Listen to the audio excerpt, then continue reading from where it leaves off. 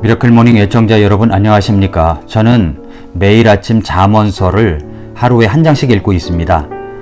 그것은 1일이면 1장, 그리고 8일이면 8장, 9일이면 9장을 읽습니다. 8일날 읽어본 잠언서를 보면은 지혜가 외치지 아니하느냐, 명철이 자기 음성을 내지 아니하느냐, 그것이 높은 곳들의 꼭대기와 행로들이 있는 장소들의 길곁에 서서 성문들과 도시 입구의 문들로 들어오는 곳에서 외쳐 이르되 오 사람들아 내가 너희를 부르나니 내 음성은 사람의 아들들을 향한 것이니라 라고 했습니다. 오 단순한 자들아 너희는 지혜를 깨달으라. 너희 어리석은 자들아 너희는 명철한 마음을 가질지어다. 들으라 내가 뛰어난 것들을 말하리니 내 입술을 열면 올바른 것들이 나오리라. 이렇게 지혜에 대해서 이야기를 하고 있습니다. 잠언 9장에도 똑같은 말씀이 나와 있는데 9일이면 9장을 읽는다고 그랬죠? 9장에 보니까 지혜가 자기 집을 짓고 자기의 7 기둥을 깎아 만들며 라고 말씀을 하고 있습니다. 이렇게 잠언서는 지혜서라는 것을 알 수가 있습니다. 그래서 오늘 본문은 지금은 지혜를 찾을 때입니다 라는 이 제목으로 잠언 4장 1절부터 7절 말씀을 가지고 말씀의 은혜를 같이 나누기를 원합니다. 선택과 결정은 정말 엄청난 결과를 가져옵니다. 룻기에 나오는 나오미와 엘리멜렉 가정이 있죠. 그 엘리멜렉은 기근이 일어났을 때, 흉년이 일어났을 때 선택을 잘못함으로 말미암아 모압 지붕으로 이주를 하여 자기도 죽었고 두 아들도 죽었고 그런 아주 어려운 결과가, 고통스러운 결과를 가져왔습니다. 그 선택은 얼마나 중요한 것인지 모릅니다. 한 가정의 가장은 가족을 부양하기 위한 선택을 잘해야 됩니다. 교회의 지도자도 나라의 지도자도 마찬가지입니다. 어떤 선택을 하느냐, 내게 맡겨진 사람들을 어떻게 평안하게 잘 인도하느냐, 그렇지 못하느냐가 바로 선택에 달려 있습니다. 오래전 우리나라에 IMF 사태가 온 적이 있었죠. 그때 여러 가지 원인이 있겠지만 나라의 지도자인 대통령이 선택, 결정을 잘못했기 때문에 일어난 결과라고 하는 것은 우리는 모두 다 잘 알고 있습니다. 그때 당시에 슬기로운 국민들은 금 모으기 운동을 벌여서 그 어려운 IMF 시대의 어려움을, 고통을 극복하였던 때를 우리는 기억하고 있습니다. 개인적으로든 교회적으로든 나라적으로든 지도자의 선택과 결정은 정말로 우리의 모습을 행복으로 이끄느냐 불행으로 이끄느냐에 달려있기 때문에 이 선택이라고 하는 것은 정말로 중요한 것입니다. 이때 필요한 것이 바로 지혜이죠. 그러나 우리는 실수할 때가 너무나 많습니다. 부족할 때도 많습니다. 완벽할 수가 없습니다. 실수와 잘못으로 말미암아 자신뿐만 아니라 나를 따르는 많은 사람들에게 고통을 줄 수도 있습니다. 그것을 최소화하기 위해서 가장 필요한 것이 바로 바른 선택과 결정을 내리기 위한 지혜가 있어야 된다고 하는 것입니다. 그래서 오늘 본문 잠언 4장 1절부터 7절 말씀은 지혜가 으뜸이니 지혜를 얻으라고 그렇게 말씀을 하고 있습니다. 우리는 기도를 할 때마다 하나님께 간구할 때 지혜를 달라고 기도를 합니다. 저는 우리 교회 아이들을 놓고 기도할 때마다 지혜를 달라고 늘 하나님 앞에 끊임없이 기도합니다. 그렇게 기도하는 제목인 지혜란 도대체 무엇일까요? 우리가 이 지혜에 대해서 알고 나면 우리의 기도는 더욱더 지혜를 구하게 될 것이라고 믿습니다. 오늘 본문은 잠언 4장입니다. 솔로몬이 지은 시가서입니다. 솔로몬이 아버지에게서 가르침을 받았던 내용을 이야기하면서 권고하는 내용입니다. 자녀들에게 이런 내용을 말합니다. 잠언 4장 1절부터 2절에 보니까 자녀들아 너희는 아버지의 훈계를 들으며 주의를 기울여 명철을 알라. 내가 너희에게 선한 교리를 주나니 너희는 내 법을 버리지 말라 라고 말씀을 했습니다. 그러면서 이어지면서 하는 말씀이 자신도 아버지의 아들이었으며 자신도 어머니의 눈앞에서는 연약한 존재였고 사랑받는 아들이었었다고 말하면서 그 아버지에게서 받았던 내용을 말합니다. 4절부터 9절에 보니까 아버지도 나를 가르쳐 내게 이르기를 내 말들을 네 마음에 간직하라. 내 명령들을 지키라. 그리하면 살리라. 지혜를 얻으며 명철을 얻으라. 그것을 잊지 말며 내 입의 말들에서 돌이키지 말라. 지혜를 버리지 말라. 그리하면 그것이 너를 보존하리라. 그것을 사랑하라. 그리하면 그것이 너를 보호하리라. 지혜는 으뜸 가는 것이니 그러므로 지혜를 얻으라. 네가 얻은 모든 것으로 명철을 얻을지니라. 그것을 높이라. 그리하면 그것이 너를 높이리라. 네가 그것을 품으면 그것이 너를 존귀로 인도하리라. 그것이 네 머리에 은혜의 장식을 주며 영광의 관을 네게 건네주리라 하셨느니라 라고 말씀을 하고 있습니다. 지혜가 으뜸입니다. 으뜸일 때 이런 표시를 하죠. 으뜸입니다. 지혜를 높이면 그 지혜가 나를 높이고 지혜를 품으면 그것이 나를 존귀함으로 인도해 줄 것입니다. 그 지혜가 내 머리에 은혜라고 하는 장식을 줄 것이며 영광의 관을 줄 것입니다. 그러므로 지혜를 얻어야 합니다. 이 정도의 말씀만 들어도 지혜를 간직하고 싶은 두근거리는 마음이 있지 않습니까? 저는 정말이지 이 지혜를 매일 구합니다. 늘 지혜에 대해서 부족함을 느끼기 때문입니다. 지식이 수평적이라면 지혜는 수직적입니다.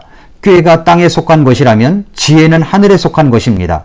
지혜라는 단어를 한마디로 정의하기는 어려운 것 같습니다. 그렇지만 지혜에 대한 정의를 찾아가는 과정에서 우리는 지혜에 대한 이해를 더 깊이 할 수가 있습니다. 첫째로 지혜란 분별력입니다. 지혜를 가진 사람은 분별을 잘합니다. 분별력이 없는 사람은 정말이지 지혜가 없는 사람이라고 할 수가 있습니다.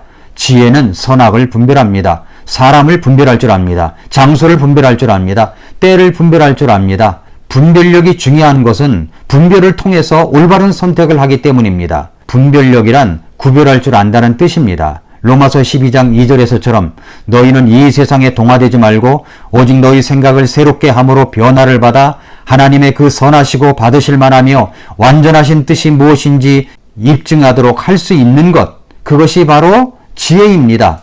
그런 분별력을 지혜가 가져다 주는 것입니다. 잠언 1장 4절에서 잠언을 주신 이유가 바로 지혜를 주기 위해서라고 말씀을 하고 있습니다. 단순한 자에게 민감함을 주고 젊은 자에게 지식과 분별을 주기 위한 것이다 라고 했습니다. 그래서 지혜로운 자는 듣고 학식을 더해가라고 권고합니다. 지혜란 분별력입니다. 우리가 세상을 살아가면서 만나야 할 사람과 만나지 말아야 될 사람, 함께 할 사람과 떨어질 사람, 선택할 것인가 말 것인가, 이 장소에 내가 가야 될 것인가 말아야 될 것인가 하는 선택을 잘하는 분별력만 있어도 우리는 세상에서 형통하는 사람이 될 수가 있습니다. 많은 경우 이런 바른 선택을 할 수 있는 지혜가 없어서 우리는 주저앉을 때가 많고 넘어질 때가 많은 것입니다. 둘째로 지혜란 삶의 기술이라고 할 수가 있습니다. 지혜는 지식을 활용하는 능력입니다. 지혜는 문제를 해결하는 능력입니다. 지혜는 사건을 하나님의 관점으로 보는 것입니다. 지혜는 과업을 성취하는 능력입니다. 지혜는 그 어떤 과업을 성취하기 위해서 동기를 부여하는 능력입니다. 지혜는 표현 능력입니다. 지혜는 관계 능력입니다. 지혜는 위기를 기회로 만드는 능력입니다. 지혜는 미래를 준비하게 하는 능력입니다. 이런 삶의 기술을 갖고 있을 때 얼마나 우리는 즐거운 인생을 살 수가 있겠습니까? 사실 이런 지혜가 없어서 우리는 많은 경우 헤어나올 수 없는 고민과 좌절을 겪게 되는 것입니다. 셋째로 지혜란 영적 성숙을 가져오게 하는 것입니다. 인생을 살아가면서 나이가 들 대로 들었는데도 불구하고 성숙하지 못한 처신을 하는 사람이 엄청 많습니다. 구원받은 하나님의 자녀들은 영적으로 성숙함을 이루어 가야 하는 사람들입니다. 영적 성숙이라고 하는 것은 예수님을 닮아가는 삶입니다. 예수님을 닮아간다는 것은 예수님을 전인적으로 닮아가는 것입니다. 이 말은 예수님이 성장하신 것처럼 우리도 성장하라는 것이고 예수님이 성숙하신 것처럼 우리도 성숙해져 가야 하는 것을 말씀하고 있습니다. 저는 제 자신이 균형 잡힌 성장과 성장을 위해서 그리고 우리 교회의 아이들을 놓고 기도할 때에도 누가복음 2장 52절 말씀을 인용할 때가 많습니다. 예수님께서는 지혜와 키가 자라며 하나님과 사람에게 더욱 호의를 입으시더라 라는 말씀입니다. 예수님은 지혜와 함께 성장하셨습니다. 그렇다면 우리도 지혜와 함께 성장해야 합니다. 우리 아이들도 지혜와 함께 성장해야 합니다. 우리가 예수님을 닮아간다는 것은 예수님과 함께 예수님의 성품을 닮아가는 것입니다. 또한 예수님의 지혜도 닮아가는 것입니다. 그래서 사도 바울은 골로새서 1장 28절에서 우리가 그분을 선포하며 각 사람에게 경고하고 모든 지혜로 각 사람을 가르침은 우리가 각 사람을 그리스도 예수님 안에서 완전한 자로 드리고자 함이니라 라고 말씀을 했습니다. 사도 바울은 그 예수님의 지혜로 가르쳤습니다. 지혜와 영적 성숙은 떨어질래야 떨어질 수 없는 관계입니다. 그러니까 잠언서에서 지혜라고 하는 것은 바로 예수님의 성품을 말하는 것입니다. 잠언서에서 가장 강조하는 지혜라고 하는 것은 하나님을 두려워하며 공경해야 함을 가르쳐 주시고 있습니다. 그 지혜는 결국 예수님의 성품을 말하고 있는 것입니다. 예수님의 성품을 닮은 지혜를 갖고 있으면 인간관계에서 어떻게 나타납니까? 다른 사람을 배려하는 것으로 나타납니다. 인간관계에서 진정한 지혜는 다른 사람을 먼저 섬기고 배려하는 것입니다. 그래서 마태복음 7장 12절에서 예수님께서 이런 말씀을 하셨습니다. 그러므로 무엇이든지 사람들이 너희에게 해 주기를 바라는 모든 것을 너희도 그들에게 그대로 하라. 이것이 율법이요 대언자들이니라 라고 말씀을 하셨습니다. 이것이 바로 예수님의 지혜입니다. 예수님께서 말씀하신 황금률은 바로 인간관계의 지혜를 말하는 것입니다. 지혜가 부족하다면 미숙한 부분이 드러납니다. 그 미숙함은 하나님과의 관계에서도 나타납니다. 어떻게 나타납니까? 먼저 주님의 왕국과 그의 일을 구하지 못하는 것으로 나타납니다. 예수님이 첫 자리에 와야 하는데 항상 뒤로 밀립니다. 지혜롭지 못한 것이죠. 그래서 예배도 소홀히 하고 주의를 온전히 드리지 못하고 하나님 앞에 드려야 할 것을 제대로 챙기지를 못합니다.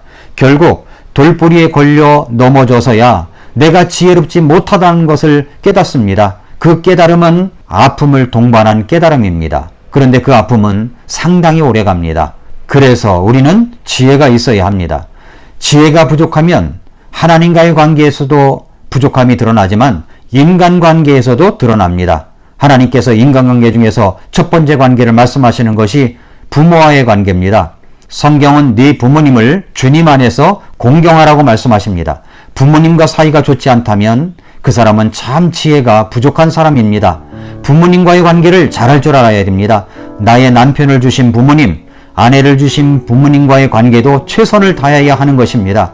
그런데 그렇지 못한 모습을 볼 때 그것은 바로 지혜가 부족한 것입니다. 미숙하다는 표시입니다. 사랑하는 성도 여러분, 오늘 본문인 잠언 4장 7절에서 지혜는 으뜸 가는 것이니 그러므로 지혜를 얻으라. 네가 얻은 모든 것으로 명철을 얻을지니라 라고 말씀을 했습니다. 지혜가 으뜸입니다. 지혜를 얻으십시오. 지혜를 높이면 그것이 나를 높입니다. 지혜를 품으면 그것이 나를 존귀함으로 인도합니다. 그 지혜가 내 머리에 은혜와 장식을 주며 영광의 관을 씌워주실 것입니다. 그 지혜가 무엇입니까? 그 지혜를 찾고 구하고 얻고 높이기 위해서 우리는 매일 하나님의 말씀을 듣는 것입니다. 먼저 이 지혜를 내가 품어야 합니다. 그리고 우리의 자녀들이 예수님 안에서 예수님처럼 지혜를 갖고 자라가게 해야 합니다. 그것은 그 지혜가 으뜸이기 때문입니다. 지혜를 사랑하십시오. 지혜를 매일 구하십시오. 잠언 9장 10절에서 주를 두려워하는 것이 지혜의 시작이라고 하셨습니다. 오늘도 미라클 모닝입니다.